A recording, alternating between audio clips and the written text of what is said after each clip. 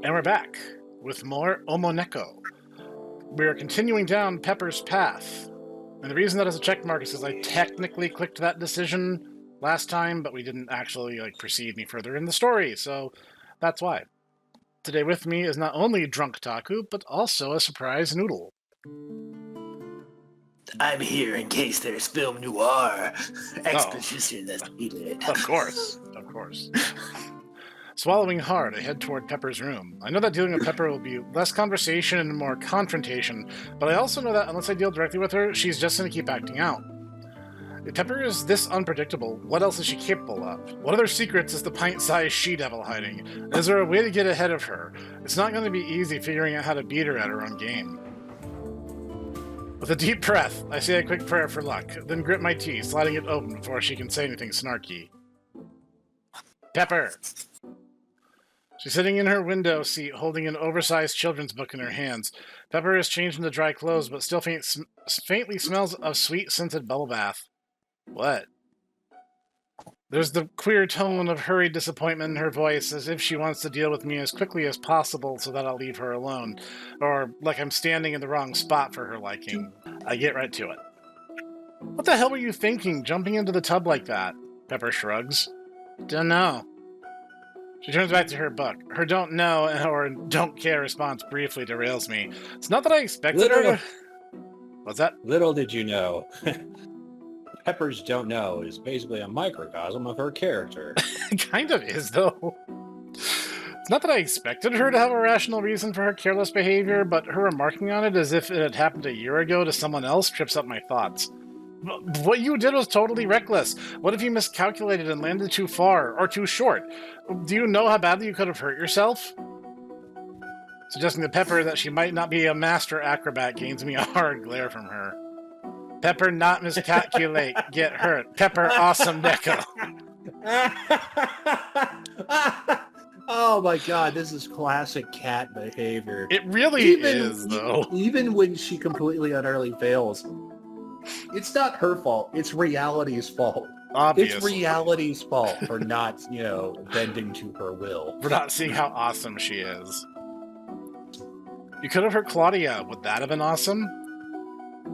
Pepper starts to say something, but doesn't. Instead, she studies me. The edges of her lip curls just slightly. I can practically hear the wheels in her head turning as her mind works this conversation at some different angle than the one I'm attempting. Time to refocus her. You may not realize this, Pepper, but you are important to me, and to Goro. Bringing up Goro is unfair, but I need you to take this seriously. Goro gone. Yeah, he is. But he left you with me and Clawdia because he knew you'd be safe here.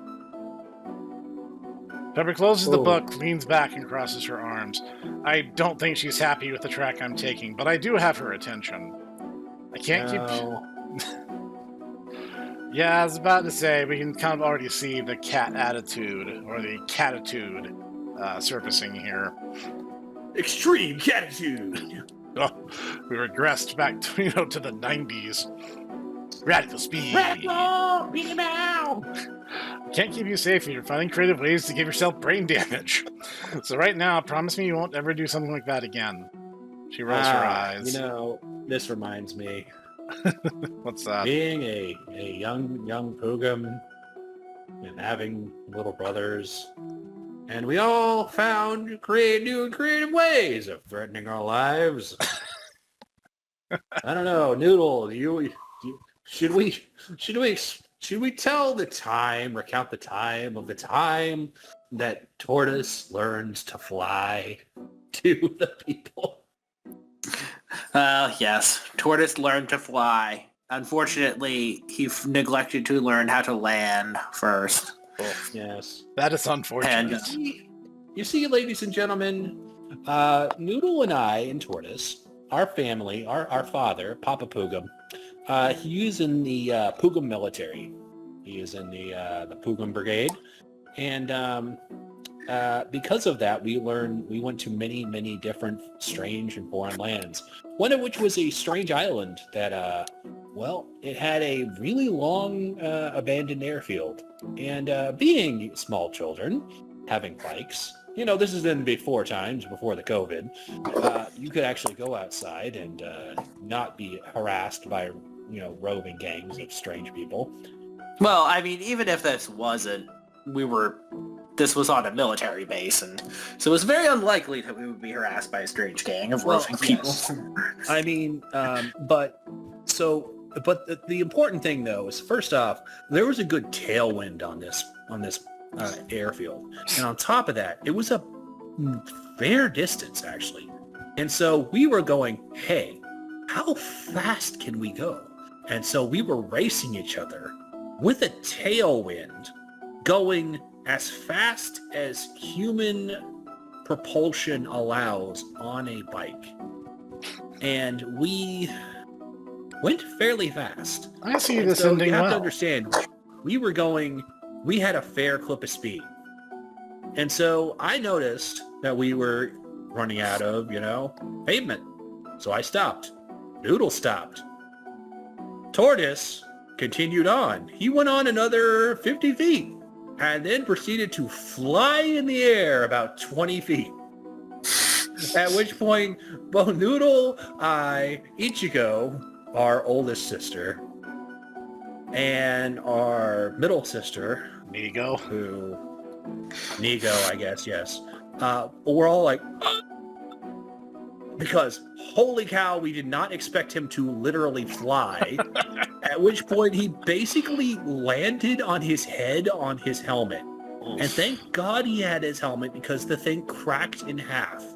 At which point then we had to walk him, and he couldn't walk straight, by the way. We had to walk his bike, which was literally bent over itself. And then we had to go back to Mama Boogum and go, Mama Boogum, hear us out. Don't get mad. This wasn't our fault. But Tortoise may have flown through the air there for a little bit. She was not happy with any of us, by the way. No, I imagine not. So, but ultimately, Tortoise was all right. He didn't have anything more than the fact that he was just shocked at his sudden flight. Right. His bike was completely totaled. Unfortunately, he had to get another one. But really, ultimately, the main takeaway from this, and this is important even now, ladies and gentlemen, if you're on your bike, wear your damn helmet. It will save your life. That is an important This is brought moral. to you by the Poogum family. Yes. Because holy shit, more Poogums have been saved by their helmets than we would care to admit. So that is why all Poogums have fancy headgear. Yes, that is true. You guys thought that was just for show. Fine. Well, I mean, it is partially for sure. It's because, Poogums, the rest of Poogums are just, spaghetti, so. That's fair. It's really our only vulnerable spot. That makes sense, though. Fine. Pepper not jumping So- tub. Yes. I can't help but feel there's some kind of caveat in Pepper's promise, a loophole of sorts, but I also feel like I should take her agreeing not to do it again as a win and leave. Never being one to quit while I'm ahead, I push my luck instead.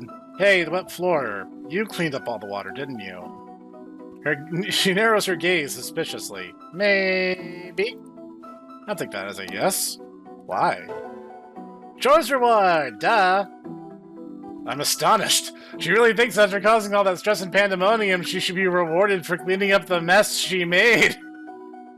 As my poor brain juggles the bizarre Pepper logic. This is the reason why in the Shimi route, there were several times that I noticed that, it's like, oh, we would do something, and then suddenly, like, the cleanup would happen. Yep. And you were like, why did this happen? I'm like, this is totally Pepper, bro. This is totally Pepper, because we told her at one point, it's like, if you clean up, if you are a help around the house, then you get a reward. And she wants us to read her really, really smutty comic. That's true. With the epic voice of Helicopter Man at the helm, I understand her enthusiasm.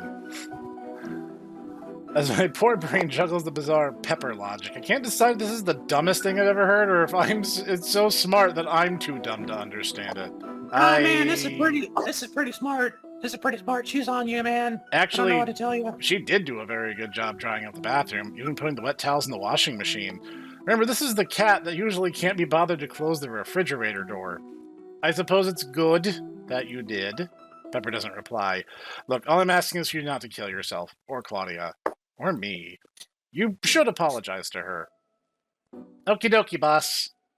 She replies in a contrite and genuine tone. I find myself blinking. I really didn't expect that. Maybe there's something productive we can find for you to do.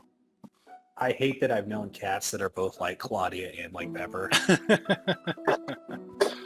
Pepper smiles in a way that makes me take a step backwards. It's not exactly a happy smile, more like she has her own idea of what productive means.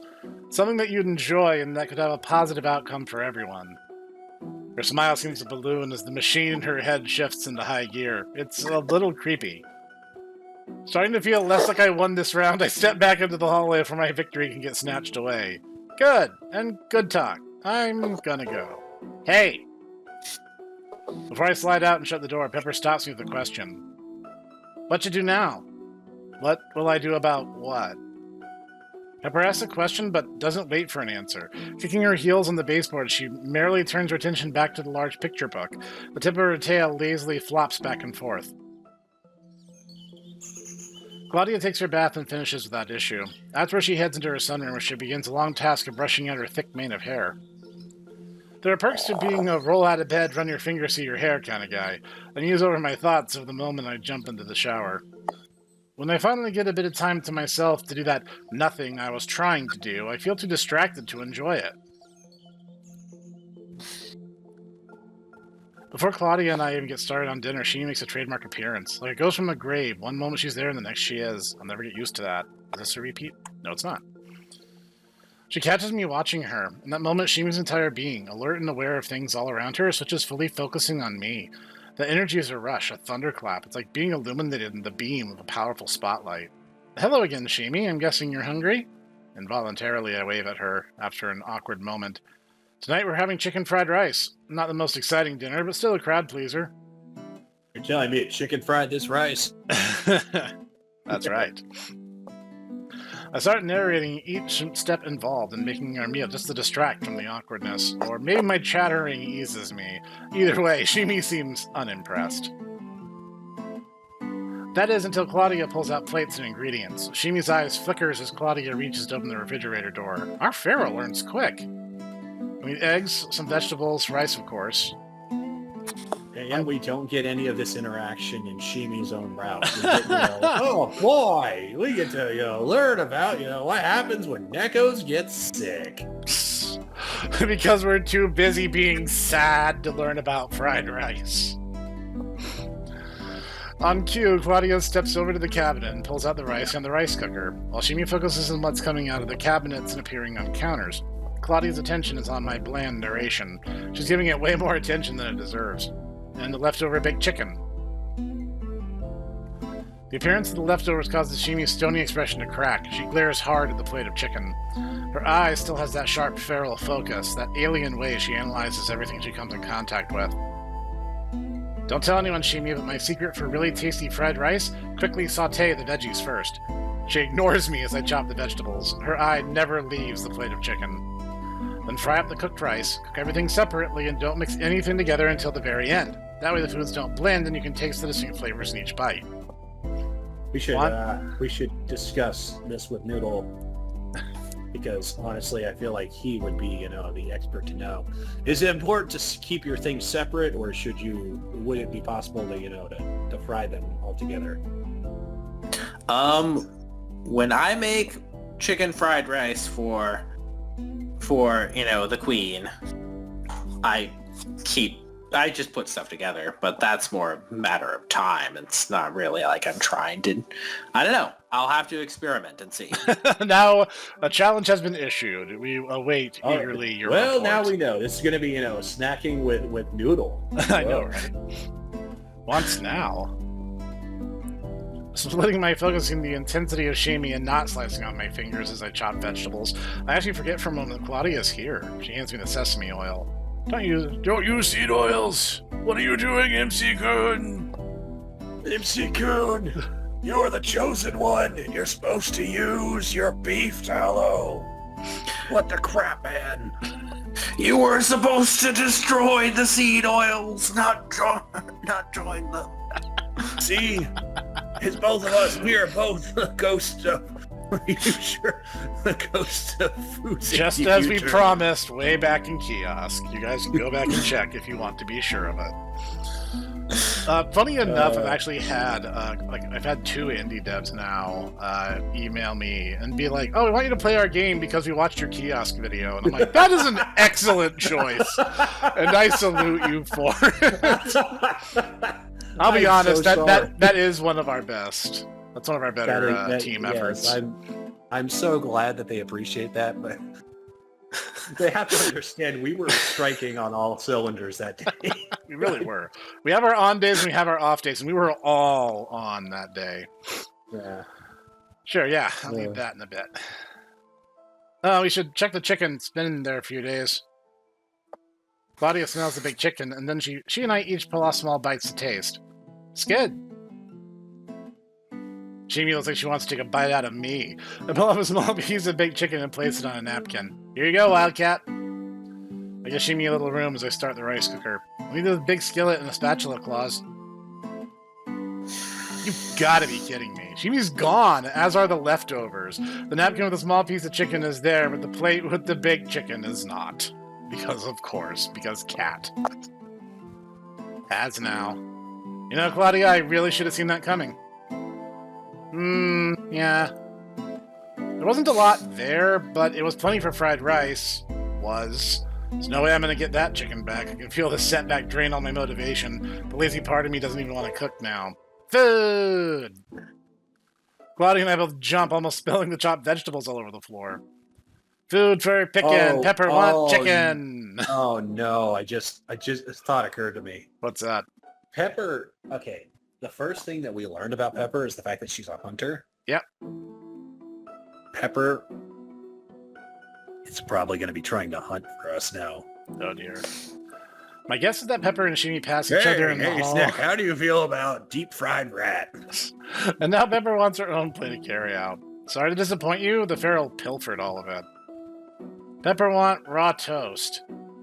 Before I recovered from her jump scare, Pepper barks a demand that caused me to stare blankly. I recognize all the words that she just said, but my brain's unable to put them together in a way that makes sense. Raw toast. Bread? Bread, Pepper. Raw toast is just bread. You know, I'll say this. Ichigo loves just bread. It's weird. Okay. So this is not the first time that someone's just been like, yeah, I just want bread.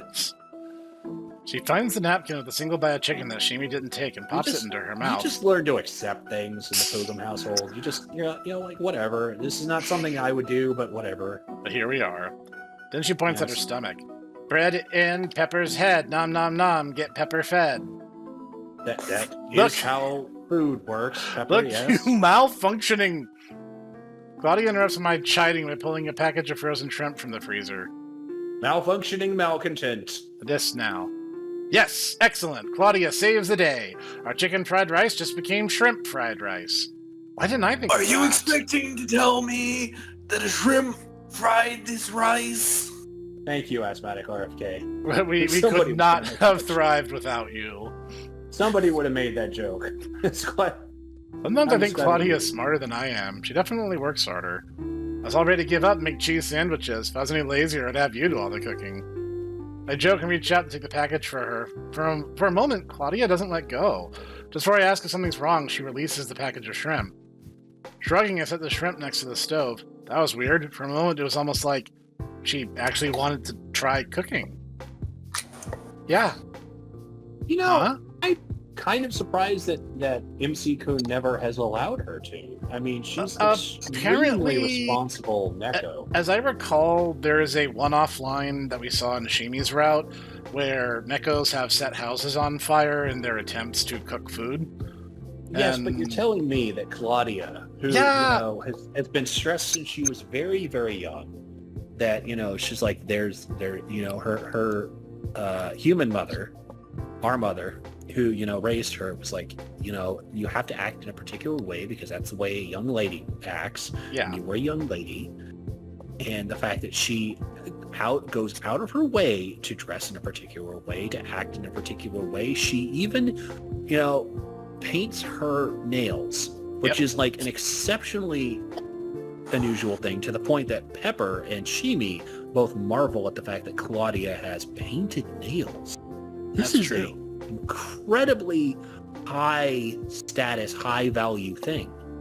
You don't think that this veritable genius of the Neko world would not be able to do a simple thing like shrimp fried rice? Yeah, no, that is a fair argument. I agree with you. We'll see if MC-kun does. Try. It takes me a second to realize that I had said that part out loud, and another to realize that Clawdia had responded to it. I wait for her to finish her sentence, but she doesn't say anything else. Wait, you actually want to cook? Her face is a mixture of humble curiosity and surprise, as if she didn't expect me to reply. Or as if this was the first time. She probably didn't expect a yes, but, she's just a, hey, if you don't ask, you're never going to get an opportunity. That's true. Or as if this was the first time someone had said this to her as a question, instead of an unquestionably negative statement. I feel like her life must be constant frustration, considering she is trying to communicate with us, and we apparently are not understanding what she's saying. Yeah, and I've also noticed, and I think it's really interesting, that each Neko kind of has their own voice within the context of the dialogue. Like, Pepper likes words that rhyme and, like, onomatopoeia. Shimi is only just learning to speak, but the words that she finds are the ones that mean the most to her. And Claudia's responses are the most sophisticated, but it seems like she kind of, like, slurs her words together. Because instead of saying, it is nice, she's like, snice. And that's just like her the funny thing is, simple way. The funny thing is I do the same thing in my own writing for your favorite girl, just in order to show how casual she is. And literally she's just slurring her words. Yeah. Koala best girl! I am learning that apparently she has her fans. Oh no, which dear. makes it really sad that, the next book is going to be like, this is when she peaks. I don't know what to tell you guys. Oh no, dear, you don't. Koala will never peak. She is best girl. Koala will go on forever. Koala is stocks peak. Go up. Koala is like Momotaro's. She is always at her peak. Yeah. Okay. Want to. Try. She timidly tugs on a braid. Her voice is quiet. I'm not sure how to respond. Nekos don't cook. A feral roasting meat on a stick over a campfire is the closest they come. Too often, a Neko's little fire gets big. Other than being hit by cars, a feral burning down some abandoned building because it wanted a hot meal is what everyone complains about. I really don't want to explain to Mom why we don't have a house anymore. That's why you stand there and help her, ding-dong. You watch her. It's the same thing as like when a kid learns to cook. You don't just go, all right. I'm going to go to the store for some milk while you're cooking on your own. You watch them. You make sure they don't burn the house down. No. You're like your dad. You just leave for Milm for 10 years. The fact that I haven't said anything conveys my thoughts. Claudia's posture sags, already giving up the idea. Ha! Pay a crook, eat a buck, then let a Claudia cook. Pepper picks that moment to make fun of Claudia's idea. What she's saying is right up there with raw toast. It doesn't make any kind of sense, but I know what she's saying. Right is left when Claudia chef. Something about this. That's kind of rude there, yeah, Pepper, why are you digging at her? You wouldn't do any better than Claudia would. Something about this. I think that Pepper knows that. She knows that she is a hunter. She's not a cook. Yeah. She literally took her kills to Goro and Goro's family. Yep. So something about the sass that when Claudia humbly accepts being denied really irks me. Pepper meets my eye and challenge. I'm not going to lie, there's a petty temptation now to say yes to Claudia just to push back against Pepper's cutting remark. I feel like Clawdia would do well. Like I said, Yeah. I feel like out of all the Nekos, Clawdia seems to me to be, first off, incredibly earnest, but also she strikes me as something of a genius in terms of, what Nekos can do. Yeah, that's kind of the impression I've been under. The Thomas Sowell of Nekos, if you will. No one's going to get that reference. I narrow my gaze at Pepper, then turn to Clawdia. You know what, Clawdia? Why don't we give it a try? I smile as Clawdia perks up. Just this one time. Clawdia obviously didn't expect me to agree. It takes her a moment to collect herself. Pepper just watches with a curious grin. You've seen me do this dozens of times. Just don't try to be as fancy as I do it. Nervous and excited, Clawdia places the skillet on the stovetop. With great focus, she twists the knob that ignites the closest burner. As the blue flames lick the bottom of the pan, she almost has to convince herself that it's okay to let go of the knob. Clawdia smiles, excited and securing her first small victory, lighting the stove. Good, let's start with the veggies. Anyone watching would agree that this is pretty irresponsible, letting a Neko cook, but I'm standing right here. Besides, despite my nerves, Claudia's intensity of this task is quite charming. I nod as she pours the oil into the pan. Easy, not too much. Way too much. That's all right. I say quickly before the small setback can spoil her adventure. Take the pan and pour most of the oil into a bowl. We'll use it tomorrow. Clawdia does, and then with my prompting, she reaches for the chopped vegetables. This is the young lady that we trust with our wash, with our household cleanliness. She cleans the entire house to the point that our ex-girlfriend complained about it and said, we should get her a maid outfit. And yet we're worried about her cooking? Probably just because fire's involved. It sounds like they use a gas stove, so... Do people not understand how dangerous washing and drying machines are? They probably don't in this day and age. Peppers... Ladies and gentlemen, there's a reason why you clean out your lint trap, shall we say? Because it will catch fire and burn your house down. For the love of all that is holy, clean out your lint trap. Yeah. Pepper's priggish smirk hasn't left her face. I need to ignore it and focus on supervising Clawdia. The familiar sizzle of ingredients hitting the hot metal pan reminds me of my primary task. I narrow my eyes at Pepper again as I direct the meal preparation.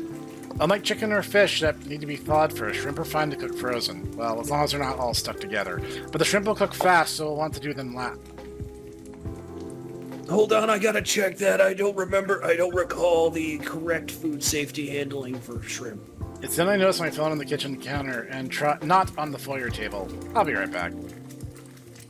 I say without... No! Don't leave the fire unattended! Buy a responsible adult! I say without looking over, intending to return it to the table. Is this going to be the asthmatic RFK of fire safety now? Oh, it could be. No! It's like, whoa, you just screwed up, bucko! As I pick up my phone... Oh, no. Mia. Sometime recently, Mia sent me a message, an ad for an herbal supplement to help people with ED. Someone, me, responded to her text?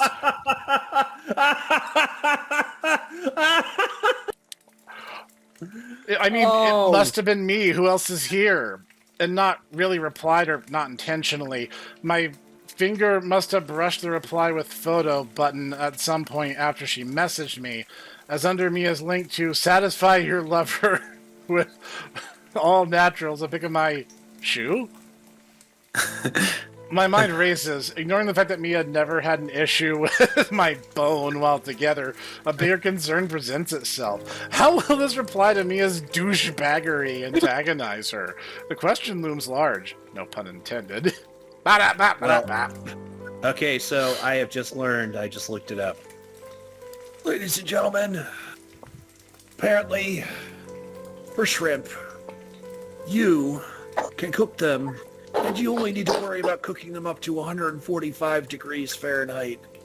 So actually, MC-kun is correct. You could actually have frozen shrimp, and it's completely okay so long as you're buying them from reputable sources, which is, I think, the reason why, and this may be a little bit late, the entire thing about radioactive Walmart shrimp. Because Walmart buys things from disreputable sellers, shall we say. Back alley shadow runners who are, running their seafood stand next to the chop shops. Yes. Don't you know you gotta get your shrimp from all natural, all American sources, like Bubba Gump? That's a reference, other RFK Jr. That is quite the reference. I don't think the children have watched Forrest Gump. Ah, jeez. It's a picture of a single shoe on the foyer floor. It doesn't mean anything. It'll make no sense at all. Hey, not now, Pepper. In my mind, I see Mia staring... Actually, a single shoe in the Pugum household would make me go, okay, Cooper, where's the other one? Because that's going to be the thing. Cooper, our doodle, loves taking one shoe because he thinks it's an excellent game. So See, as opposed to my floofs who just love shoes and they'll just rub on them because they just like shoes. See, that's we had a Marmalade that was her thing too. She loved the smell of shoes for whatever reason, and so we were always like, we would always have visitors who were always like, "What's wrong with your cat?" It's like, it's nothing. They're just weird. Weird, and she likes shoe smell. Don't think about it too hard, please. Please don't think about it. In my mind, She would literally stuff her head into people's shoes and fall asleep like that. my parents' cats, who are the younger siblings of mine, do that. In my mind, I see Mia staring at her phone. In spite of myself, I have to grin. We were living in the Florida Keys at the time, so Right. it was literally just like everyone was wearing sandals. Just everyone wore sandals around. Right. It's just what you did. So yeah, so everyone, she was just like, she just stuffed her head and rubbed on people's sandals, and she's like, Annie, what the Christ are you doing? And everyone's like, oh, look at the little kitty, she's so cute. It's like, no, she's embarrassing. That's cats for you. In spite of myself, I have to grin at the puzzled expression I know Mia's making right now, until I realize that no matter how she takes it, it will be bad. Bad for me. Mia doesn't get angry when she's angry. Mia does angry things when she's angry. I rub my neck as I stare at the pic. I think we've all known people that are like that. Yeah. I think we've all known people. Some of us are those people. Wow. Said uncharacteristically candid strong man. I was pointing that gun at myself, but okay, pop off, King, if you want to. I meant you. I meant you. Let's not get carried away here. When is this going to be over? I really just want to be a playful self-accusation. MC-kun, the block button exists. Yeah, we keep saying that. It's like, why doesn't he just block her and be done with him? Why does he let her torment him? I feel like on a certain level, okay, I feel like on a certain level, this may be drunk Taku talking, but I feel like on a certain level, he enjoys the humiliation. He enjoys being bothered by her. He's got a martyr complex. Kinda, yeah. So, MC-kun, you can do better. I also agree. I also really want to talk. I really want to pick the brain of the writers on this one. I'm like, this is a really cool story. I want to know this more stuff. And I'm like, is MC-kun really supposed to be a masochist? Because I get that sense throughout his Shimi route, and I'm getting the sense here. And I'm like, I really want to know this. But, it's a... When we're finished with the three routes, I will make it a point to ask. It's like, this is like going to be like 3 months in the future. So... Yep. I really just want to be done with Mia. Ignoring her isn't the best way to do that, but it's better than her getting nonsensical replies that will rile her, since she'll know that interpreted as some kind of challenge. No, what you need to do is you just need to have the Saitama from One Punch Man with just the okay. Okay. So here's the thing, ladies and gentlemen. Extreme vitriol, you need to counter with extreme apathy. Yep. That truly is the counter to hatred. Mm-hmm. Best revenge is living well. And you live well with good memes. Yep. So. A throwing down of the gauntlet, or in this scenario, a shoe. A grave insult that can only be answered with some metaphorical personal combat with weapons of her choosing. Hey! Just as bad, her coming up with some screwball conclusion that this somehow means I want to get back together with her. A single shoe is half of a pair, or some bizarre mental gymnastics like that. Damn it, damn it. Hey! Burns! Burns! The alert comes with lots of smoke. The smoke detector responds. Damn it! Stir it! You have to actually stir it, not poke at it. Don't Food's yell at done. Clawdia. Don't yell at Clawdia. This is your fault, MC-kun. You're the jerk here. Oh, man. Panicked. Oh, man. Okay. Clawdia quickly backs away as I turn off the burner and pull the pan off the okay. stovetop. She added the shrimp to the vegetables, and the tops of both are raw while the bottoms are burnt black. I kill the smoke detector. Kitchen fan takes care of the smoke. That takes a level of skill, because here's the thing, like shrimp is, we don't know how big a shrimp these are. If these are like popcorn shrimp, they would have cooked through already. Yeah, and about to say, unless these has like vegetables- jumbo shrimp, which maybe. Even still, that would have cooked through. Jumbo shrimp don't take long to cook. Shrimp cook fast, period. Like, they're not very dense. Yes. When I was younger, this is more.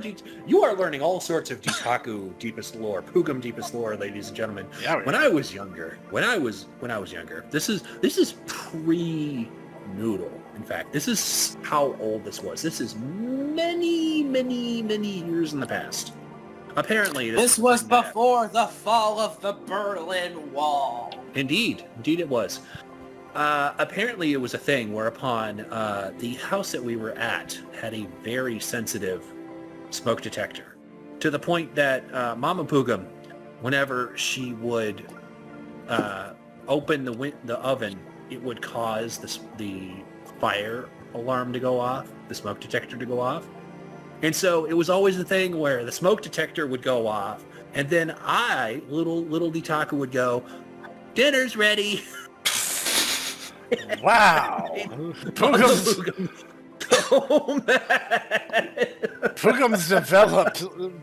developed that kind of sense of humor early in life, huh? Yeah. Yeah. Papa Pugum thought it was funny. Mama Pugum didn't appreciate that. The kitchen fan takes care of the smoke, getting clear view of our ruined dinner. Damn it. I turned to Clawdia, but she's gone. Probably because you just yelled at her, you stupid jerk. She's back in the sun. Yeah. Clawdia. Yeah, this is kind of MC-kun's problem. Yeah, he keeps MC-kun, you forgot the first rule of food safety. Paying attention. Not watching the now. fire. Did we ever go over fire safety there, other Ghost of Food Safety Future?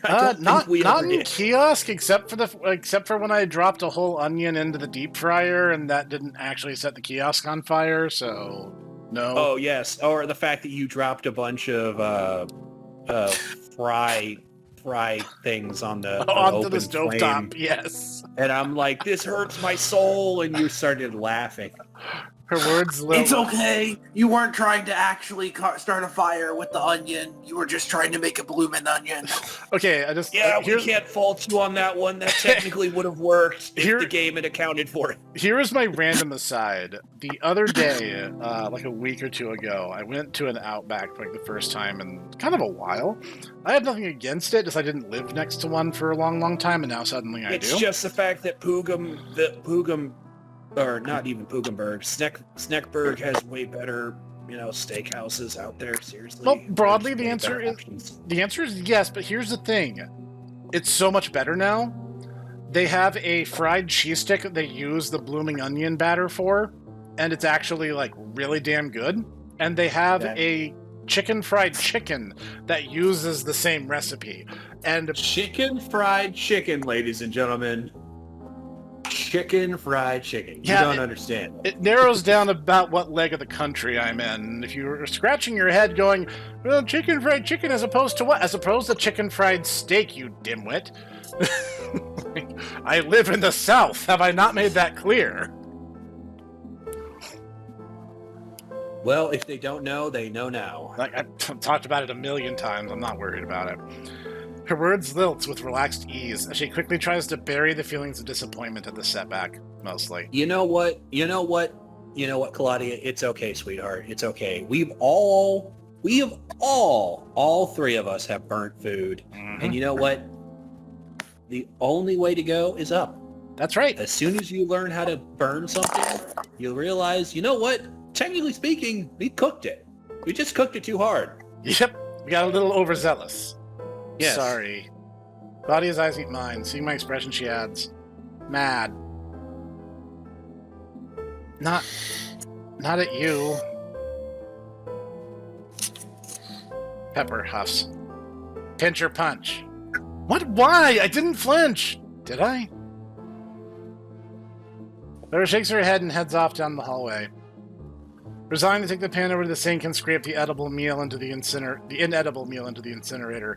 The burnt odors fill my nose, causing me to exhale dramatically. I hate wasting food. At least the pan didn't burn. The words are a mask to hide my own frustration. "Apologize to your Neko, you jerk." I think a better thing is ultimately, if you have an open flame, ladies and gentlemen, you need to be mindful of the open flame. This is Ditaku, the former fire safety master. Yeah. Letting you on some insight. Fire is a tool. It is not something to be wary of. It is not something to be scared of, but you need to be mindful of it. Yeah. If you utilize it wisely and carefully, everything should be fine. But leaving someone who was unsure by themselves, literally the first time she's ever tried, is not the correct thing to have done. No. Not at all. In retrospect, it's a good thing I didn't scold her. This wasn't Claudia's fault. You think? Dude, get your act together, man. It's not her fault. It's your fault, ding dong. I should have kept my focus where it needed to be on Claudia. Yes. Or pulled the pan from the stovetop for dealing with the phone. Or had Claudia pull the pan from the stovetop. How can he say the things that are true, and yet he's like, "Oh man, this sure did." It's like, yes, it did. Oh! It's all on you, dude. Get a grip. Really, it'd be easy to blame apologize to your dang Neko. Yeah, seriously. Really, it'd be easy to blame Mia, but I'm the one who said yes and then failed to supervise the cooking. And to top it off, I still have to make dinner. There's rice in the rice cooker. Maybe I'll finagle something with that for Pepper. No. Okay, if this was with a dog, what you should have done is you would have to do what you were planning on doing originally and make sure that you do it right. You monitor what they're doing. Yep. That's the way that you train them. Maybe I'll finagle something with that for Pepper. As for me, like Claudia, I'm not very hungry now. And now Nikki Six just destroyed a frog rocker. I mixed the cooked rice with some eggs and seasoning and tried to fry up the mix into little patties.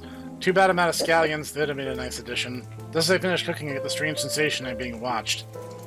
Wait, you don't have any scallions and Miku just turned 18? Shame on you, MC-kun. You are going back to Weeb Island. The Pharaoh's back. You're still hungry, Sheeny? There wasn't a lot of chicken. I parsed the fried eggy rice patties in the 3 dishes, keeping them close and none of them vanish like the plate of baked chicken. 2 of the dishes I put aside. Pepper will want to eat and Claudia may change her mind and be hungry later. Then I added a crushed up antihistamine pill to one of the patties on Sheeny's plate. After grabbing Goro's medical bag, I moved everything over to the table. Come on, Sheeny, you know how this works.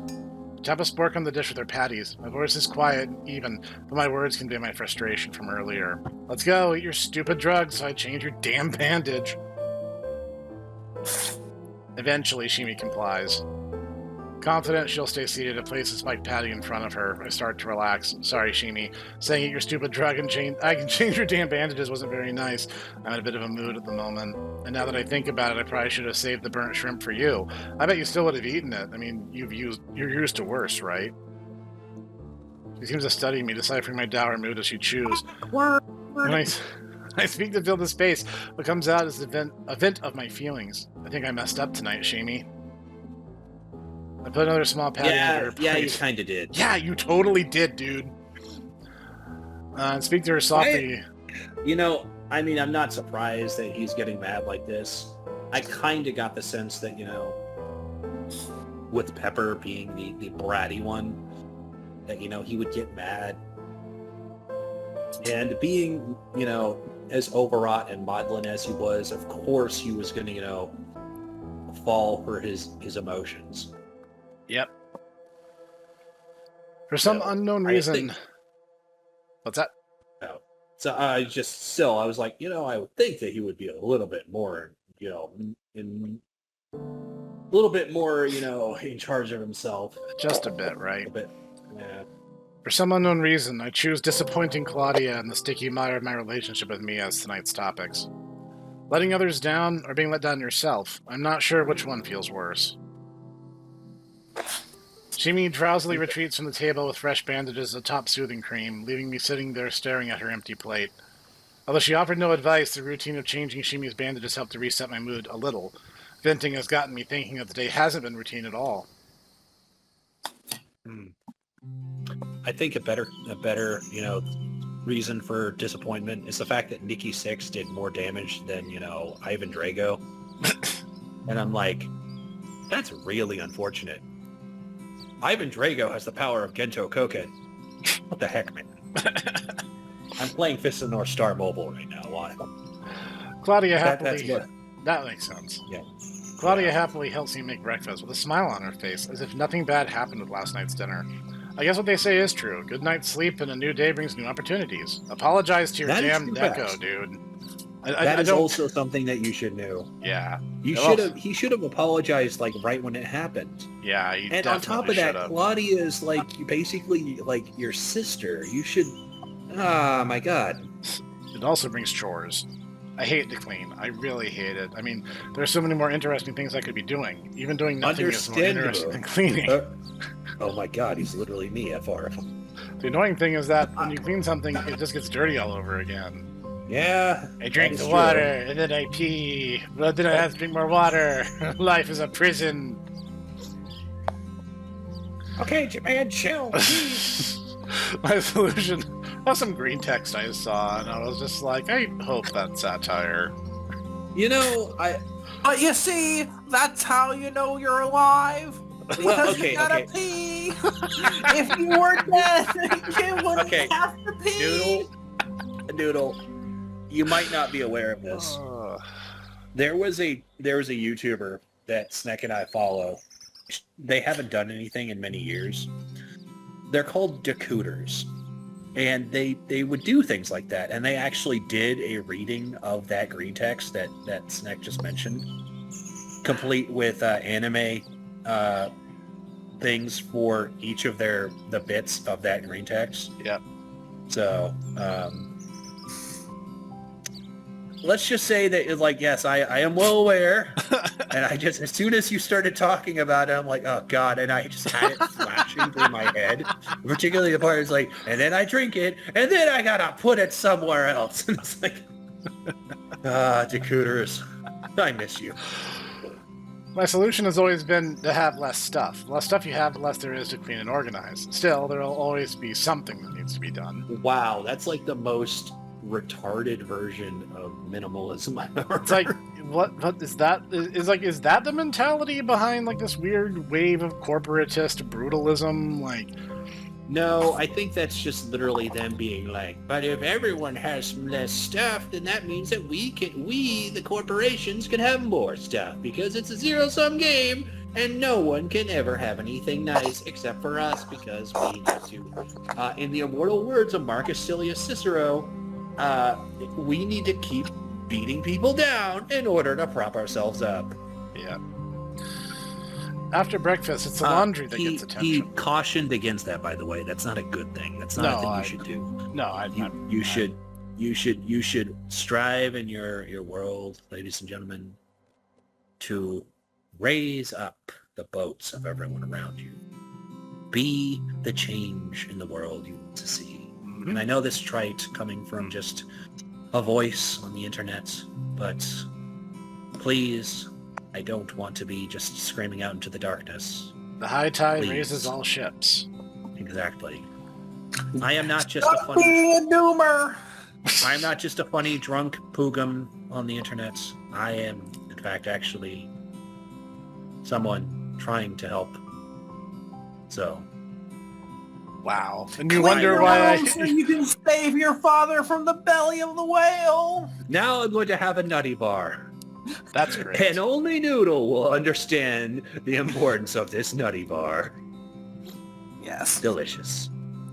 After breakfast, it's the laundry that gets attention. I run the machines, and Clawdia takes a clean load from the dryer to the kitchen, where she folds them on the counter, just like Mom taught her. Going over the shopping list one more time, my thoughts drift to the one question that seems to be constantly on my mind. What am I going to make for dinner? Initially, I fail to notice that Pepper's joined us. As she admires neatly folded clean laundry, her entire face lights up. I'm already so conditioned for Pepper to mess with Clawdia that I'm completely unprepared for what happens next. Clawdia, awesome job. Pretty great, Neko. Clawdia gives a strange look as Pepper sidles up to her. Fist bump! Hooba stank! Yeah! Clawdia, unsure about what's happening, reflexively raises her hand to receive Pepper's gentle bump. To say that Clawdia and I are confused would be an understatement. I'd write this off as typical Pepper antics, but when Pepper turns to me and speaks, her tone is, well, pleasant. Chores reward for Clawdia. I'm thrown off by the quiet and slow way Pepper announces it. Oh man. I open my mouth. No. What's that? Oh, okay. I'm sorry. I'm sorry. I watched. I'm looking over. I just opened Twitter real quickly while I'm eating my nutty bar, which is a candy bar, by the way. But it's got this thing about, this is the first guy you ever see fight in Fate Stay Night. His special move is that his spear literally kills you instantly and you cannot avoid it under any circumstances. It has taken 0 lives, and we all laugh at him for that, for being a loser. Well... And now, everyone, all of you who are here with me now, know instantly who it is. Yep. And I'm like, oh, that feels bad. I'm so sorry. And that's why in FGO, Cahulan is a stealth 5-star and a 3-star skin. That's true. And it's also further proof to why cats are objectively superior to dogs. I open my mouth to voice the natural reply. Clawdia doesn't get... You're really doing the Hound of Cahulan, the Hound of Kulain, that dirty. Damn, no. He was actually one of my first mainstay frontline fighters, him and Emiya. So, like, you know, I might have caused some inter-party tension with my lack of knowledge of Fate, but you know what? They got the job done, so I can't complain too much. You just had the Carnival Phantasm stealth build. And you didn't know it. I guess I did. I open my mouth to voice the natural reply. Clawdia doesn't get chores rewards, but the words never make it past my lips. Good thing, too, because it's not what I'm trying to say. I mean, it's her chores, and she does them, and just as softly and kindly, Pepper then declares, Clawdia want noodles. You mean Pepper wants noodles. Nah, not this one. I put my shopping list on the counter so I have both hands free to rub my forehead. Do you ever get the sense that Clawdia does it not because she's expecting anything, but because she understands it, that in order to be considered a proper lady, as she was raised, that's what you do. It's the understanding is that she would do the chores. Yep. So that's kind of what I'm getting. The expectation is that ever since she was a very little kitten, she was basically raised with the heaps of praise and, you know, the understanding that, you know, this is what's expected of her. Yeah. All right, Pepper, I'll play along. Just how do you know what Clawdia wants? Studying Clawdia, Pepper shrugs. Pepper, no. Noodles want Clawdia what Clawdia want most. Clawdia just blinks in reply. I still think this is what you want for dinner tonight, and you're just pretending? Wrong, not tonight. What does that mean? Clawdia always want noodles, every day. Every night. I'm starting to think maybe this is another 2-in-1 situation, as with Star Checkers, but Clawdia is clearly as confused as I am. She watches me watch Pepper. Pepper, you're not bored, are you? Nope. Pepper's grin gets big. It reminds me of the metal teeth on a bear trap. Still using that quiet and gentle manner of speaking, she declares, important stuff, can't ignore. Pepper excited, not bored. Without warning, without trying to cover her mouth, Pepper loudly yawns, turns and skips off to her room. She didn't appear tired, so nap time for the zesty Pepper seems far-fetched, and that smirk. That was bizarre. She's up to something, and we may be in trouble, Clawdia. Clawdia nods. Insistent. Clawdia then returns to folding laundry, looking like she always does, completely absorbed in the task at hand. Actually, now that I'm paying close attention, I'm picking up small cues that something might be off with her. I think. Maybe. Honestly, I've never watched Clawdia all that closely when she does her chores. Maybe this is how she normally looks? Something could be off, but if it is, she hides it well. I'm not sure how I got to the point where I'm spending energy worrying about something that's probably nothing. Clawdia catches me Probably because you screwed everything up last night, you fool! Staring. Yeah, I was. Sorry, I got lost in thought. When we each return to our attention to our individual chores, but I can't get my eyes to focus on the shopping list. I find myself watching Clawdia. Her nails are getting long. Clawdia continues her chore that gets no reward, taking a shirt from the basket. She's going to have to go and kill someone. she's not Yoshikage Kira. Taking a shirt from the basket, in her slow, methodical manner, she folds till its edges are perfect. Sometimes, like with cleaning, I just don't feel like doing it. Clawdia's never that way. No bribes, no encouragements, or admonishments. She just does it, and she always does a good job. No, she always does a perfect job. Pretty great Neko. Clawdia catches me watching her again. She tilts her head and furrows her brow. Staring. Clawdia? Do you want noodles? I haven't made homemade pasta sauce in a while. This should satisfy all the noodle lovers. Shopping list in hand, I head off to get the items I'll need to make dinner. I won't be gone long, but I can leave the TV on for the cats anyway. The fresh air, bright sunshine, and pleasing sounds of birds chattering allows me to relax and refocus. I have no idea why I'm suddenly concerned that something's going on with Clawdia. It's silly. She doesn't seem sick, and there's no hidden agenda with her. If there was a problem, she would tell me. Yet, I can't help but feel that something's on her mind. What's that? I mean, maybe. I said, I mean, maybe. If there was something going wrong that she would... I mean, maybe. I'll say this. You know, with my family, honestly, I love them. I would take a bullet for them. Not hesitant to say this. I mean, there's been many times that I've done things that honestly,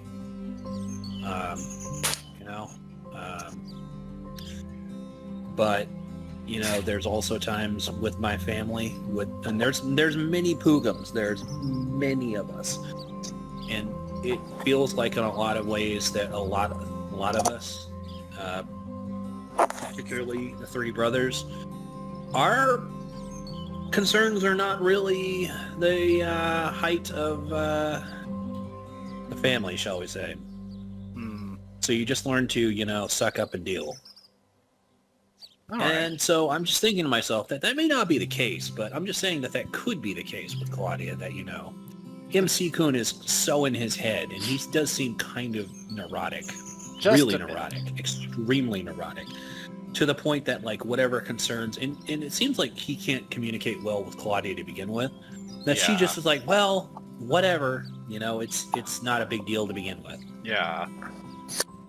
Yet, I can't help but feel that she has something on her mind. Something that's bothering her. I'd default to Pepper, but to her credit... Think about it. Think about it.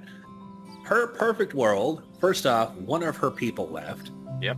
Then another Neko showed up. That's unusual. And then another Neko showed up, which admittedly, though, I feel like she probably would be a little bit less concerned about this one, considering she actually brought them into the house. Yeah, that was but still, Claudia's direction on that.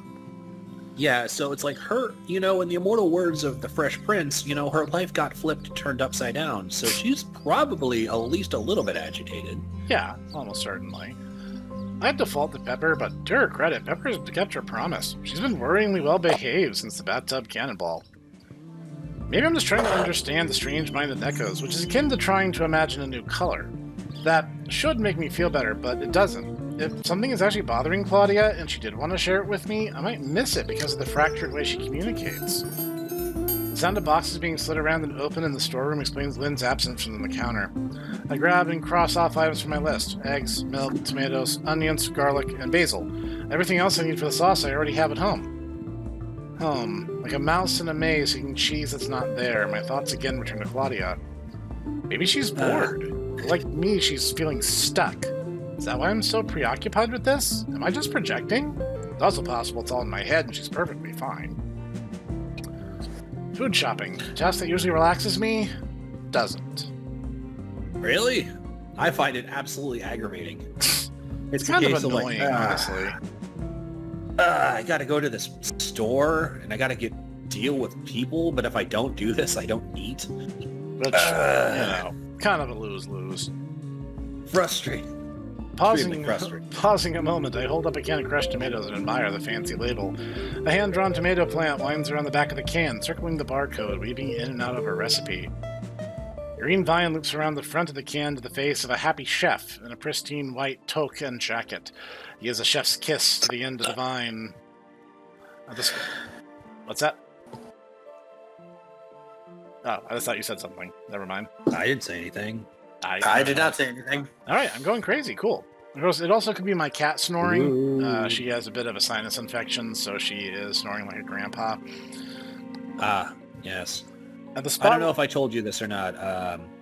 Mr. Cooper, when he gets tired, he snores. And it's really funny because he's actually really small too.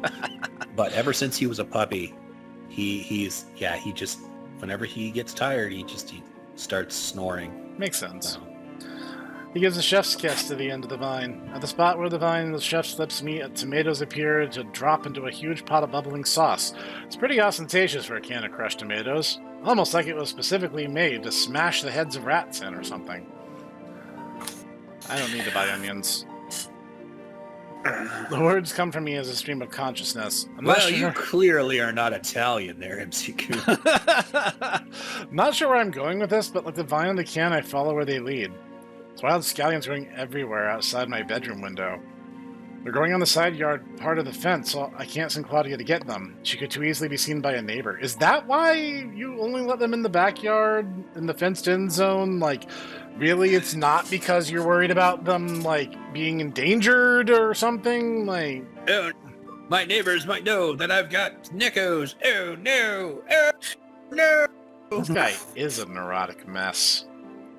Why haven't I been using those in my cooking? Meanwhile, everyone else it's like a Pokemon world where everyone is like, "Oh man, I sure do love Nekos," and they're like, "Oh man, how many Nekos do you have?" I got 6 or 7. Wow, that's awesome. I got like 12. Whoa, that's awesome. And he's like, I've got 3. MC-kun is just a neurotic mess who can't handle it. Another tomato drops from the vine. In fact, what? I turn quickly to Lynn, who has returned to his post at the counter. What? You said something. Oh, I was talking to myself. I call that seeking expert advice. Do you talk to yourself a lot? Actually, yes. I kind of do, yes. Yeah, I guess I do. It's almost like I have a very intense internal monologue that other people are reading right now, as we speak. Yes, but, right now. Yes, but what did you think about... What would you think if you didn't have, breakfast yesterday? What an interesting question. I wonder what he means. Yeah, I didn't, but I had breakfast yesterday. Yes, but what if you didn't? But I did. But what if you didn't? What are you talking about? Oh, dear. Oh, boy. Oh, dear. So, can you picture an apple in your head? What are you talking about? What are you talking? Rotate it in your head. I pause and confirm to myself this is a good idea. I want to order plants, flowers, houseplants, stuff for a vegetable garden. I haven't felt inspired. Are you familiar with Hylix, Professor? A little bit, yes. You know, I get the sense that that Hylix exist more because of those studies people did. It would not surprise me, actually. I haven't felt inspired in a long time. It's a good feeling. Lynn pulls out of the store's laptop. You have a vegetable garden. Not yet. Lynn types with one finger, while a finger on the other hand digs something out of his ear. He then turns the laptop around for me to see a display. The browser's full to a webpage that shows all types of fruit and vegetable plants. From seeds and starter plants to bushes with berries and fruit trees. The choices are endless. Here, old McDonald, knock yourself out. Let's pick what you want, what and how many you want. When you're done, Lynn pauses, either unsure about how to explain what to do next or debating with himself whether it's worth his time explaining it. Tell you what, just let me know when you're done and I'll confirm the order. Leaving me with a laptop, Lynn quickly examines and discards whatever he's discovered in his ear and turns back to his store duties. Scrolling through the near-endless choices, it's a bit overwhelming, but exciting. I have to calm myself so I don't go crazy and buy a half-dozen different kinds of blueberry bush. I like blueberries. So does Clawdia. The various types are provided for each of the various plants. How much space is needed, how much sun and water, when to plant, when to harvest, but the one try to keep focusing on is how easy to grow.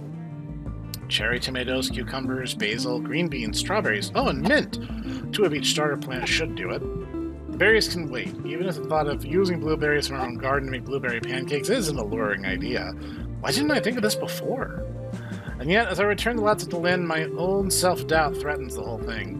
I hope I can do this. Grow plants? I wouldn't worry. My mother's a big garden, and she's not the sharpest tool in the shed. Apple doesn't fall far from the tree, am I right? As unsurprising as it is to find that Lynn's family might not be honor roll types, my worry is more about Clawdia. I want to do it to make her happy. If it turns into extra chore, more work, or if the plants die... Lynn sees the faraway concerned look on my face and gives me a discount pep talk. Dude, relax. It's just gardening, dirt, water, sun. It's not rock science.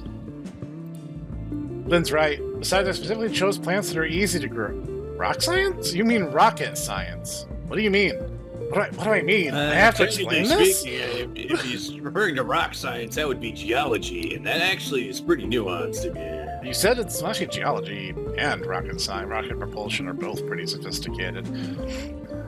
You said it's... Technically speaking, I mean, rockets technically, if we're talking about, interplanetary rockets, those literally are just fusion of oxygen and hydrogen into this vastly complicated molecule. You know what it's called there, Professor? What's that? Water. It's called water.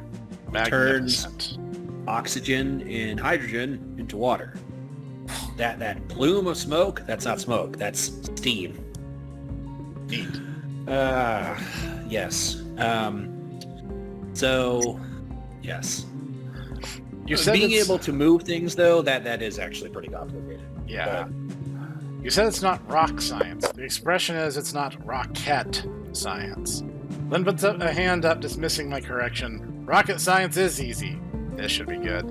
Rocket science is diet cola and breath mints. Rock science, geology, that's hard. That works on several levels, actually. Based. You know, they're rocks. Rocks are hard.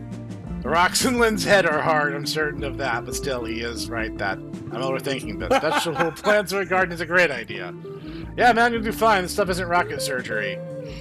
I ignore Lynn's commentary. At this point, I'm fairly certain he's doing this on purpose. Do I pay for the plants now? Pay when they come in. Stuff takes a few days. Lynn puts my other groceries into the canvas shopping bag. You know, I was thinking about you and your freakishly tall cat with the massive honkers. Do not disrespect Clawdia, dude. Destroy you. I immediately do not like the idea of Lynn spending time thinking about me, and his unexpected leap into candid, vulgar conversation about Clawdia might be the very thing that pushes me over the edge today. I start slowly counting to 10 in my head. Hey.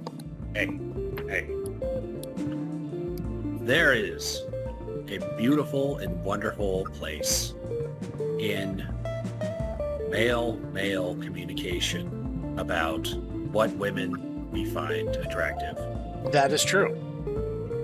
There's many convos between the Tomo Bros of Smash or Pass.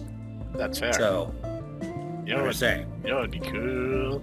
Like watching a horrific event such as a train wreck or a house on fire, I simply can't look away. On some twisted level, I do want to hear what Lynn thinks is cool. Neko petting zoo. And now I regret my choice. 5, 6... This guy knows me from shopping here and the few times he was at Veronica's where we waved at each other over the gate. Emphasis on the petting. 7, 8... I have no idea why he feels comfortable enough to start this kind of conversation with me, or that it's appropriate even as a joke. I think people would pay a lot to get to play with those fun bags. Doesn't feel like he's joking. I'm not sure which is worse, Lynn's serious tone, or as if he's gauging my interest as a business partner with him on this, or his callous disregard of Nekos as anything more than playthings he could order from a catalog. 9. Shouldn't be surprised. It's no different than how most people view Nekos. Yet it's a view I find obscene, and specifically he's talking about Clawdia. If you think about it, it'd be providing a very valuable public service. I say nothing because there is nothing to say. Any counter-argument I make will only suck me into a debate with Lind. I stand there wishing that somebody else was in the store. I doubt he'd be telling me this if we weren't alone. At least I hope he wouldn't. Or not. That's all I can think of as a reply. Lynn just steams ahead, expanding his insane idea. You need something. Maybe costumes. I think the Japanese schoolgirl thing is overdone. Plan B, drop the money and run. Placing a rounded up amount of cash on the counter, I duck out with my groceries. It's not that I want to tip Lynn for being Lind, but I need to get out of this conversational hell, and that's worth a few coins. See you, Lynn. Well, I come with my lighter-than-expected bag of groceries gets me thinking about yesterday. Clawdia wanted to cook. It's the first time she ever asked for something like that. Asked me, anyway. All the times I'd ever seen Clawdia helping Mom in the kitchen, far as back as I can remember, she'd always been content to just do whatever Mom directed. She never even hinted that she wanted to actually cook. If she had, Mom would have put a stop to it immediately. Oh no, you don't want to do that. Was Mom's default reply to both of us anytime we asked for something she didn't want us to do. It's also that time Clawdia took charge when Shamey first showed up. And all the craziness of that night, I'd forgotten how weird it was having Clawdia ordering me into the bathroom. Stay now. By itself, I could have written that off as a unique circumstance, but now I'm beginning to wonder, has something about Clawdia changed? Or am I only now seeing a part of her that's always been there? When I first moved back, she seemed exactly the same as before I left, but there was a whole year of just Clawdia and Mom. And all the hustle of me moving in and Mom moving out, we never got to talk about what, if anything, changed while I was gone. Absent-mindedly, I look at my phone. Before I really think about what I'm doing, I scroll through my admittedly short contact list. Hey, sweetie, this is a nice surprise. Is everything okay? Mom answers immediately. It hits me after a second or two after that everything is not okay, and I probably shouldn't tell her about most of it. Yeah, hey, Mom, I'm okay. How about you? Really, sweetie? You sound a bit out of it. Still getting over Mia? Mia. Yeah, it's certainly a lot quieter since she left. That's a lie. I'm sorry to hear that, but I'm sure the girls will be beating down your door in no time in the meantime. You got Clawdia there to keep you company. If only Mom knew about all the company I have. How's my sweet Claus? Oh, she's fine. Really good.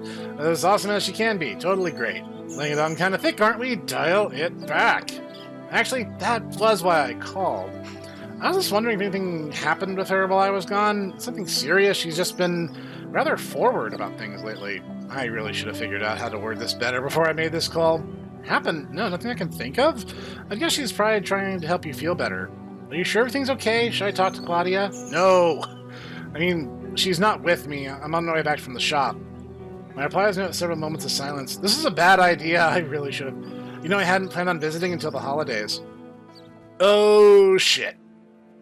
Maybe I should take a few days off. I'll visit early next week or the week after. How's that sound? That sounds horrible. Mom, meet Pepper. Don't look in the closet. Thanks, Mom, but I know you're really busy with work. I wouldn't want you to have to. Nonsense. I should have been there for you. It's been too long since we spent time together, and I do miss my Clawdia. I got a surprise for her that I've been saving for my next visit. That's good, because we have some surprises for you. This is Shamey the Feral. Yes, that's right, Feral. She lives in the closet, and Pepper lives here now, too. Oh, and Clawdia likes to help me cook. I've actually been needing to come back into town to meet with the clients anyway, so this makes a perfect timing. Yeah, perfect. I have no idea how to get out of this. Thanks, but, well... You know what you need to do? You need to accept. You need to be proactive. You need to be confident. You need to be like, yeah, Mom, you know what? Goro, my best friend that you were always like, yeah, you probably shouldn't hang with that boy. He left me his Neko. This is Pepper. And by the way, Pepper and Clawdia, they brought back a feral, and they're like, need to take care of. And I'm like, you know what? Fine. And so now there's 3 of them. And you know what? Clawdia is learning how to cook. Yep, it's great. And you know what? I am, T-posing now in order to assert dominance because I am MC Chad. I am M Chad now. M Chad good now. Of course, I've got to run city. I'll talk to you soon until I get the details.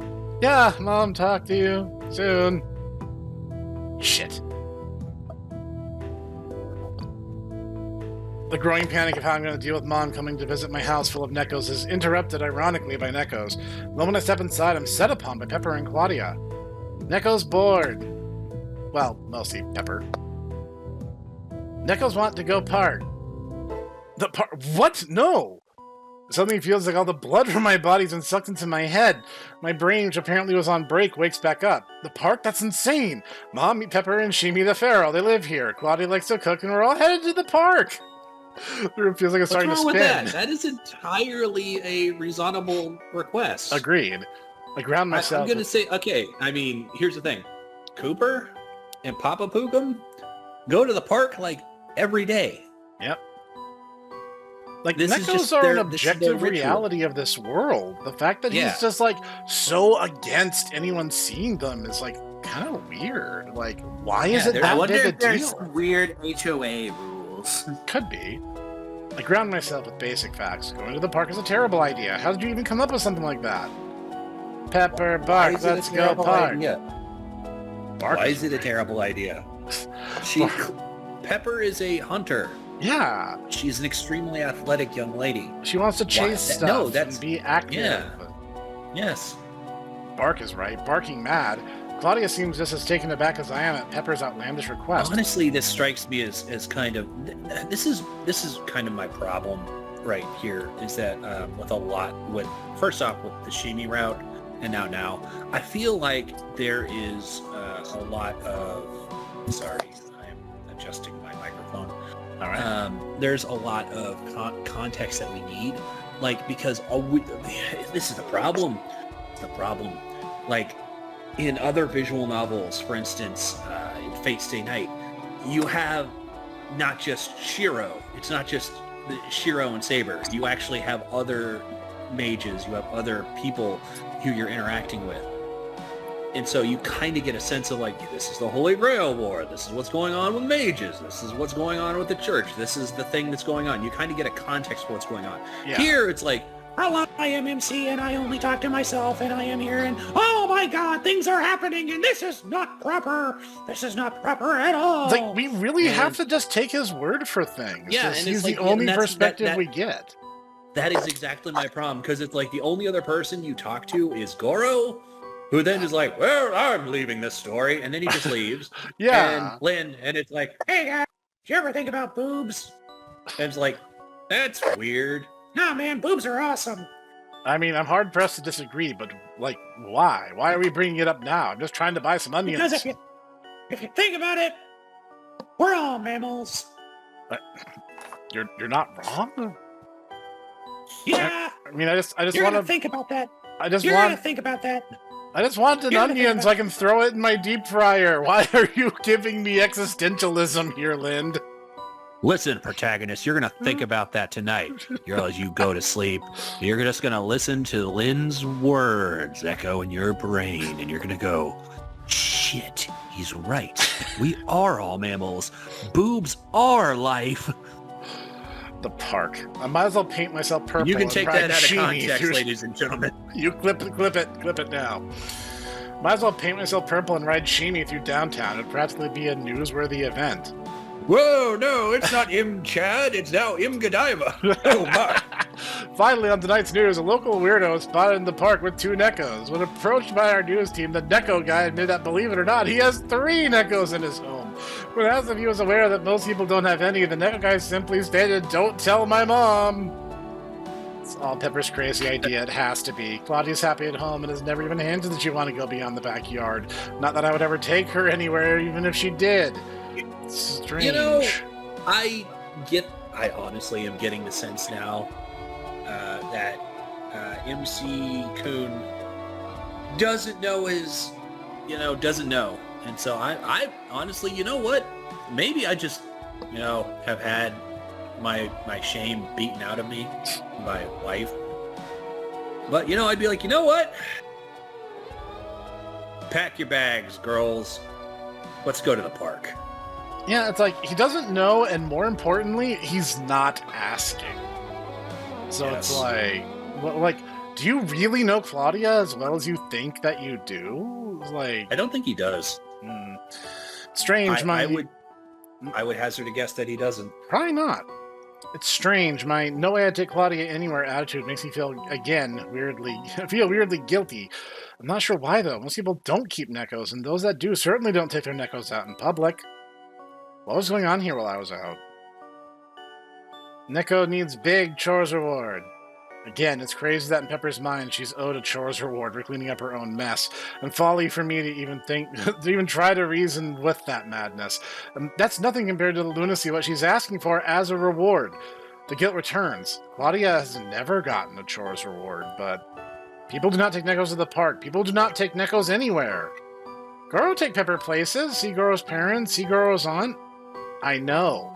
Pepper in her driving hat to hide her ears. There was even that costume party he brought her to that one time, but Goro doesn't count. Goro's not normal.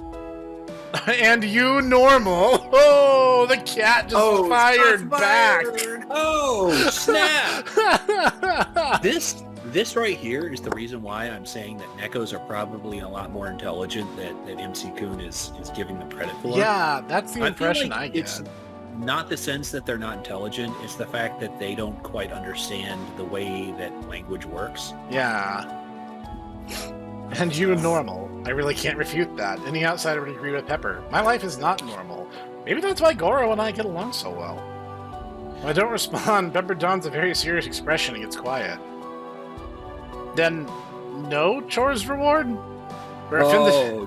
You don't want to do this. You don't want to do this. Her offended expression makes me nervous. I may soon find out what other mayhem Pepper is capable of. Something that makes Cannonball look like a drop in the bucket. But I know she knows that the park is a non-starter. How about if you never ask to go to the park again ever, we'll do story time tonight and bounce tomorrow. I thought the only things I can think of is chores rewards. Pepper looks over-dramatically disappointed before tapping her chin in contemplation. I'm ready to toss in cooking whatever meal she wants me to make when she replies, Storytime and bounce good, but Nekos need picnic, too. Good picnic. Like a backyard picnic, not a park picnic, right? Deal. She grins at Clawdia and then agrees. A bit too quickly? She's in negotiation mode. Yeah, she is. Pepper grabs Claudia's hand. The two of them head out into the garden. Pepper skipping and Clawdia following close behind. That was a lot of drama for storytime, bounce, and a backyard picnic. I can't be sure, but I think that Pepper's nails had clear nail polish on them. Is it possible that Pepper is going above and beyond and trying to make it up to Clawdia for the trouble she recently caused?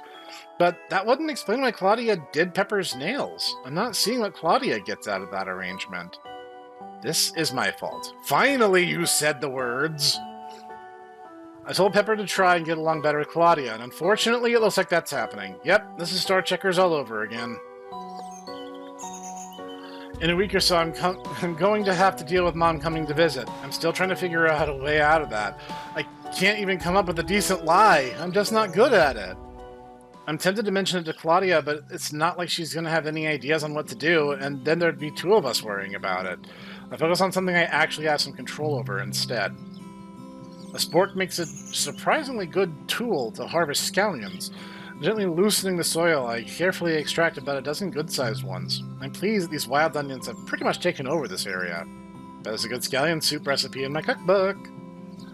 It's strange. Small harvest makes me happy. It's a simple thing, but no different from unearthing a pirate's buried treasure. I could almost laugh at the idea of taking Nekos to the park now. Almost. Back inside, Pepper and Clawdia join me as I get the pasta sauce going. Clawdia notices the scallions, which are a departure from the bulb onions, but it's Pepper that asks about them. What's that? They're called scallions, or spring onions.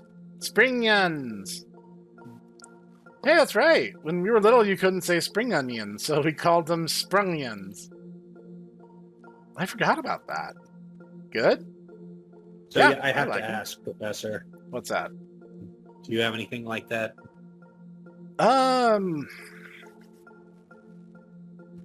Not mine, but my grandparents on both sides ended up getting nicknames because of my cousin's inabilities to say grandma and grandpa, so there's that.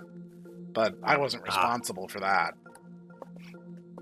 I apparently was late to the whole talking game. They were actually afraid I was mute as a kid, and yeah, I'm making up for lost time now. Well, I'll tell you this.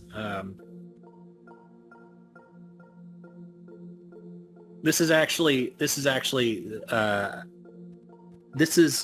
kind of a Noodle deepest lore. When Noodle was very, very little, extremely little, like baby little, he had his pacifier. Okay. Right? And he loved it. In fact, when he didn't have it, he got extremely mad. This was angry Noodle hours. And it wasn't a pacifier, though. It wasn't a binky. It was a nummy. It was a nummy because he would go num, num, num, num, num, num, num when he had it. All right. Until one day, he was throwing it at church, and my dad got so mad that he threw it out the car. There was a step there that you're missing. It was that I was throwing it in church, and then he kept telling me to stop it. And so I stopped it, and then apparently when we were driving home from church, I just took it and I beamed it at the back of his head when he was driving. And then he's just like, all right, this is done. And he just rolled down the car window and he just tossed it out the window. And that was the end of Nummy. And that was when Noodle no longer was a baby. Noodle was a man. Noodle I experienced my first loss. Noodle, a man denied his nummy. But here's the thing, though. Noodle had yet to meet the girl that he loved. This was later. This is another Noodle deepest lore, but we're going to do this for later. All right. Noodle has many deepest lores. He has a tumultuous life. That's rough. Clawdia hands me the cutting board. I normally just cook in silence, except for when I'm asking Clawdia to bring me something. Pepper's unusual interest in my choice of ingredients has me talking through the process. Anyway, I was buying onions today, and then realized that these grow wild right outside my bedroom window. I don't say anything about the vegetable plants. That's very convenient. That is extremely convenient, let me tell you. I mean, although, not going to lie, I have actually lived in certain areas that actually have, like, wild chives. Yep. And let me tell you, where we grew up, when we were kids, wild strawberries were really common in our area.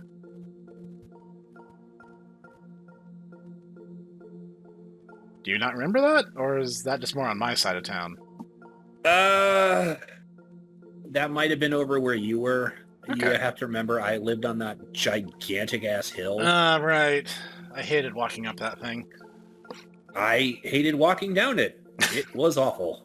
So, Indeed. Yes. But yeah, there were wild strawberries where we grew up. I don't say anything about the vegetable plants I ordered. Doesn't surprise me. I want that to be a surprise. Scallions will cook faster than the big bulb onions, but that just means... Where'd she go? Pepper pulled another reverse shimmy and vanished. Was I boring her? Means. Oh, because they cook faster, it means you have to slice them larger, or add them later, or both. Actually, because scallions have very mild flavor, we don't even have to cook them at all. You just chop them up and toss them in the end, too. Clawdia washes the scallions and puts them into the cutting board when I grab the pots in the cabinet. 2 pots. I guess we're both uncharacteristically chatty. The reason I make the sauce in 2 pots is for the flavor. 1 half will cook for 20 minutes or so. That sauce will be thin with fresh tomato, onion, and basil flavor. She hands me the big knife handle first, and I slice the scallions.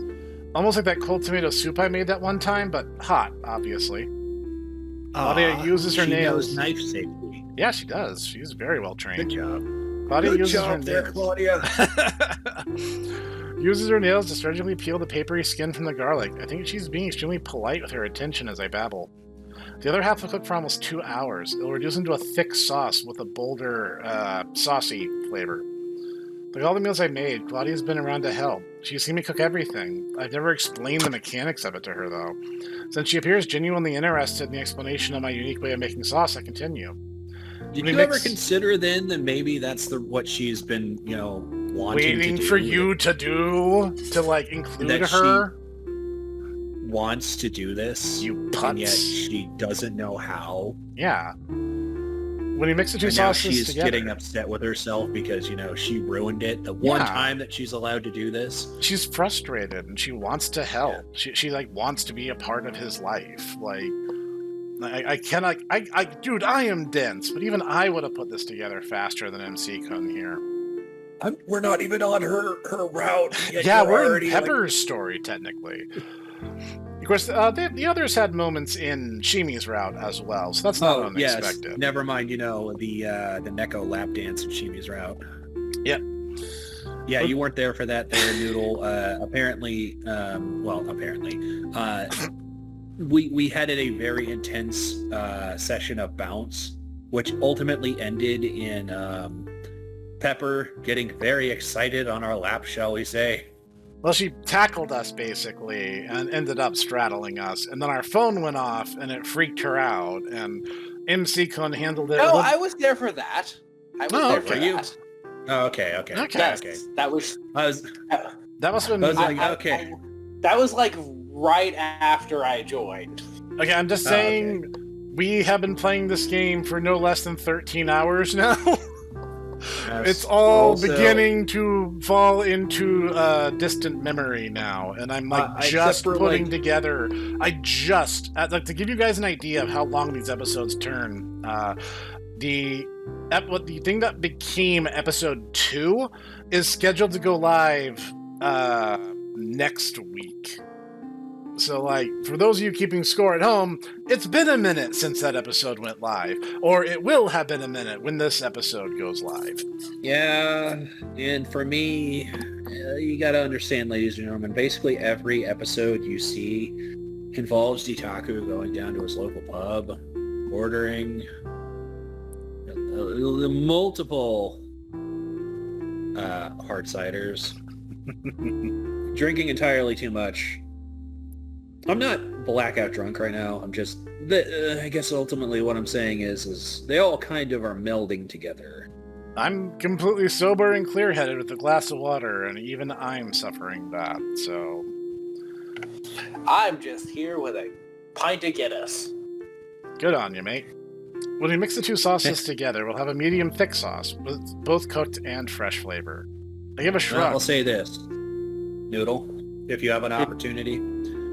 Yonder hard cider. Pretty good. As for tomato sauce, recommended. Let me help you gentlemen out. I recently discovered the Not Yo Mama's brand of marinara sauce, and the ingredients are basically tomatoes, basil, water, salt, and that's it. And also, it's amazing.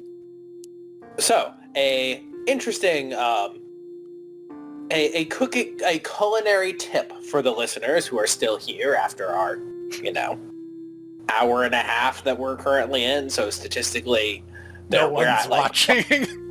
Statistically, we're at -3 viewers or something. Do we count as the negative? Future Ditaku is like, I'm watching.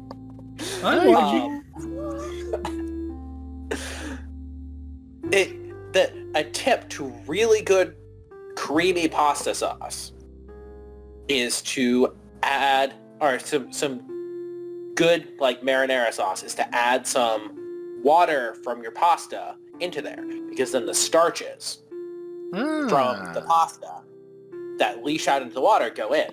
Or if you're not doing spaghetti with really long things, this is something that Noodle has done with much experimentation with cooking noodles. All right. A shorter, more robust pasta like penne. You can just cook that in your marinara sauce. Makes sense to me. And you'll get a really, really thick, well-bodied marinara sauce. This is a thing that he not only has done, he has in fact actually tantalized his the queen's doodle. He sends me pictures of this very sad looking doodle, and I'm like, give the poor dog pasta, and he's like, I can't do that. I cook the pasta I cook the noodles in the pasta sauce, and there's onions in there. Oh, that's rough. And no, the doodle does not belong to the queen. The doodle belongs to the queen dowager. Yes, my apologies. I give a shrug, almost as an excuse. It doesn't sound as impressive when I say it out loud. Most people only use one pot to make sauce and put everything in at the same time. Mia always thought using 2 pots was a waste of time. She never really got the art behind cooking. To her, food was just something other people made and she ate. The more expensive, the better. But this way, the final sauce will have contrasting flavors and textures. I like how they I think mix. we've all had an experience like that, haven't we, gentlemen? Yeah, unfortunately I have. Better. She belongs to the streets. Yeah, she does. Better. Different ones together. I meet her eyes and match her smile. I open and add several cans of crushed tomatoes to the 2 pots, then point to the cutting board. Here, you can have the pile of fresh tomatoes. Oh, look at her. She's excited. Strange how a simple thing like that really does make her happy. Before I can fall back into my silent chef role, Clawdia asks another question. Lots and lots. Yes, I make a lot. I don't make sauce that often, but she's been around every time I've done it. Weird that she has so many questions about it. Still, she has me on a roll, so even if she already knows, I tell her anyway. Tonight we use about a third of it right from the stove with pasta. Clawdia brings me Pepper's infamous raw toast. I spread butter, minced garlic, and Parmesan cheese on the sliced French bread and hand it all back to her to set in the toaster for later. I have to wonder what MC-kun, would think about a place like Logan's. I don't know. Raw toast is like, such a thing. It's like, oh my God, they have bread here. Oh my God. She hesitates to let me finish my explanation. In a few days, I'll brown up meatballs in a pan, then add another third of the sauce and let the meatballs cook through like that. She also brought Sounds pretty delicious, actually. Yeah, I was about to say, this guy knows what's up. It's too soon to start cooking noodles, so I set it next to the stove. Typically, sauce loses its fresh flavor when reheated, but cooking the meatballs in it adds a nice, robust taste. We could also add curry and have that over rice.